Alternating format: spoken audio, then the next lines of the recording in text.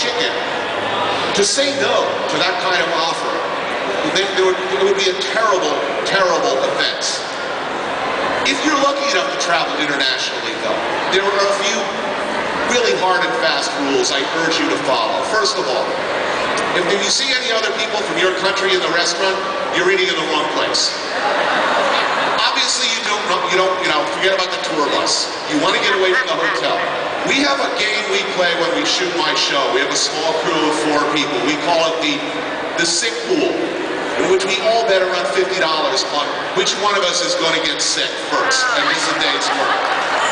And of course, we have one producer named Tracy, who every time she goes to the bathroom anywhere outside of her home, rubs herself down with Purell, tries to eat. She gets sick first every time, the perennial winner, and it's always like the breakfast buffet at the Hilton that did it.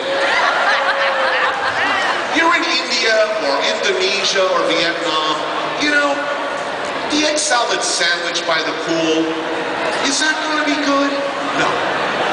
Do you think they really care about your egg salad sandwich, the guy who's making it, or has any real understanding of it? No. What are they good at? They're good at Vietnamese food or Balinese food. If you're in Mexico, a little honest dirt is in fact not an impediment to a great meal.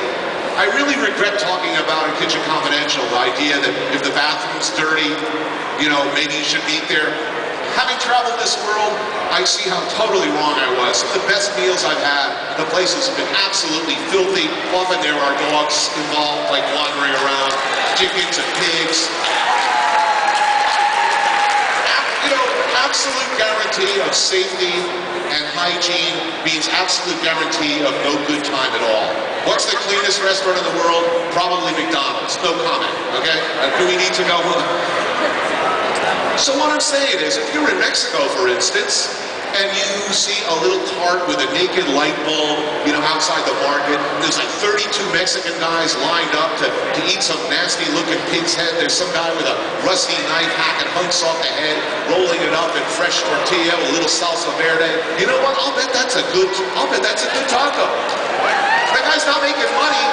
He's not getting that line every night by poisoning people. The locals seem to like it. They probably know better than you do. When you ask the concierge at the hotel in Saigon, where should I eat? They're thinking, where will the stupid American like to eat? The TGI Fridays here is excellent. Eat local. How bad can it be? You're never going to get the perfect meal, ever, if you don't let it happen. If you're not willing to spin the wheel. Okay, maybe once every 50 meals, you're going to spend a little quality time in a fetal position on a cold bathroom floor. But, you're not going to have that magical meal where not only is the food incredible, but you find yourself that perfect confluence of events, the right, music, Vietnam, it's gorgeous rice paddies outside, there's nice people, and you're just surprised by everything comes together. It's fantastic. You cannot go looking for the perfect meal. It finds you. And if you're not willing to spin the wheel, take a chance, walk into a place where you're the only guy who speaks English, you're never finding that thing. Eat without fear or prejudice. And the hell with dirt. Did Mom wash her hands every time before making dinner? I think not.